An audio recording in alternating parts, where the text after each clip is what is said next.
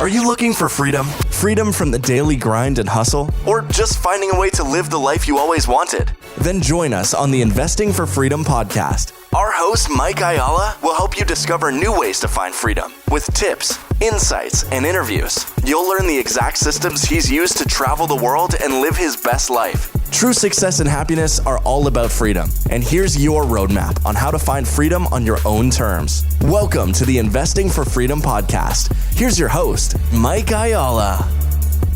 Thank you for joining me on the Investing for Freedom podcast. Today, we're going to continue the series from my early days of real estate investing and just going through some of the deals and how we got our early deals done. A lot of times with no money down and a couple times with very low money down. And it really just comes down to opening up your eyes, conversation we're constantly having with the reticular activator.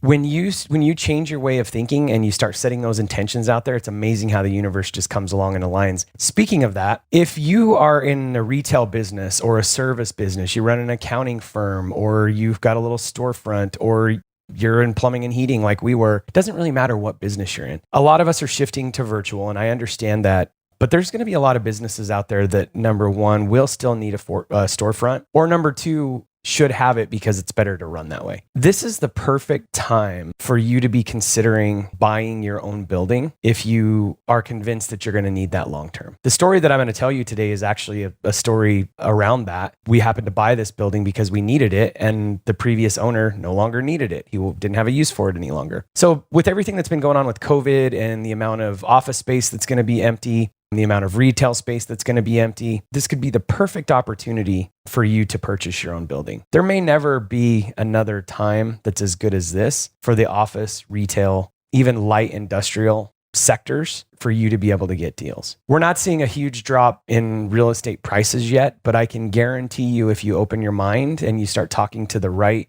owners, sellers, that kind of stuff, even your own landlord. It might be your own landlord that is interested in selling. You might just find a great opportunity right now. And it would be a win-win potentially for the seller and you. So anyway, just keep that in mind as you're listening to this story. So this goes back to, I think it was 2005 or 2006. So, again, we had set the intention for 2 income producing properties a year for 10 years. But we were at the point where our business was growing so fast. We were actually in our second leased office and warehouse space for my plumbing and heating company. We found ourselves in a situation where the second building, we were outgrowing it fast, and we knew that we needed to do something. And there was this building just down the street that from the outside seemed to be perfect.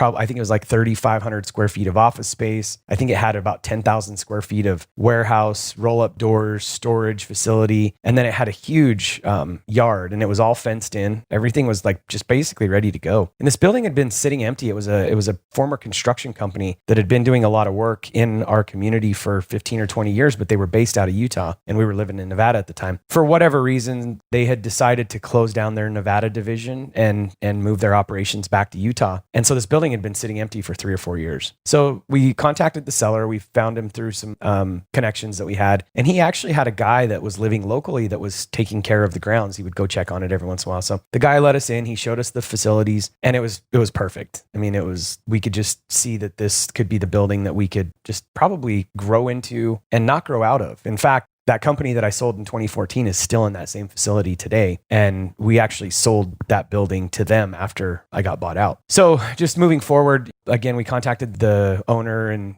he said, yeah, let's make a deal. And so we got an appraisal done on it. And actually, we didn't do the appraisal until later. He said, I want $375,000 for it. And we said, okay. We did up the paperwork contingent on it appraising. The appraisal came back, I think, at $390,000. And so we had an approval from the bank with, I think, $75,000 down. I think it was 25% that they wanted down, but then I think because the appraisal came in higher, I think we needed to come up with 70 or 75,000. So then the problem was, again, this was early on and our business was doing successful, but we didn't have a lot of cash. I mean, receivables and financing a construction business, for those of you that are in business for yourself, you know that receivables can get pushed out and all that kind of stuff. And so anyway, we didn't have a lot of cash laying around. And so we went back to the seller and we said, hey, we're going to need a little bit more time to come up with this down payment. And he just said, why don't I just carry the down payment for you? In second position. We're like, wow, that's generous. What kind of terms? And he came back and he said, I don't remember the exact deal, but I think it was a 10-year amortization at 6% interest and with a 3-year balloon payment. So basically he would go in second position behind the bank. we would pay him, and then in 3 years, we'd just refinance the building and pay down the balloon payment. Or even if we didn't refinance it, just pay it out of cash flow. So that's how we got this deal done. And again, that building has been a great building for our business, and we sold it at a profit. This is the thing with real estate. I was just talking to a guy the other day that's looking to buy his own building. And you don't really realize this, but whether you're renting from yourself or your tenants are paying your rent, your mortgage is getting paid down. And that particular building, I think, has gone up in value by 30%, I think, since the time we bought it. We've refinanced it a couple times. And every single year that you pay rent on that building, the balance goes down and down and down, and you're able to leverage it. We've leveraged it as security. We actually had a situation in 2008 where a gold mine had shut down. You've probably heard this story. But during that time, one of our vendors basically said, hey, we're in the same boat. It was a company called Western Nevada Supply, a small regional company, family-owned business. This is the value of doing business, not always the low-cost provider, but with people that you know, like, and trust. So I actually knew the owner. He lived in Reno, Nevada. And so when that gold mine shut down and we owed this particular company, I think $85,000 or $90,000, and they said, hey, look, we're all in this together. And they actually amortize that balance into a loan for us. And they said, well, what kind of security do you have? And I said, well, I could give you a second position on this building. I think at that point in time, we had like $150,000 of equity in it. And so the reason why I bring that story up is every single time that you make that mortgage payment, it's lowering your principal balance. And before you know it, you'll wake up one day and you'll have a bunch of equity in a building, and not always just through appreciation, sometimes just through the mortgage being paid down. So is it always a good idea to own your building? I don't know the answer to that. You've got to look at all the variables. Are you going to be in business in this area for more than a year or two? Do you plan on moving? If you did move out of your building, could you rent it to someone else? There's all these things that you've got to consider. But the one thing I can say for sure, and I'm going to share a story next week about another home run commercial building that we still have today that I got with no money down, and it produces about $100,000 a year of cash flow. And I think I probably have $500,000 to $600,000 of equity in that building right now. No money down. So the thing that I can say, and I'm not guaranteeing this, nobody can guarantee anything, but when you know it's a good deal and you think that it's something that's going to work for you in the short term, long term, just strongly consider it. What are the reasons why you should? Make a pros and cons list. But the one thing I can honestly say is that I've never lost money on a commercial real estate building. So that doesn't mean that you won't, but when you start looking and you find the right deals and you're patient, it's amazing what can happen. So I hope that encourages you. I hope I've expanded your thinking through, the ways that we got our early deals done. Just go out there and just start moving. You got to start making progress. The only way to do that is to start moving. So have a great week.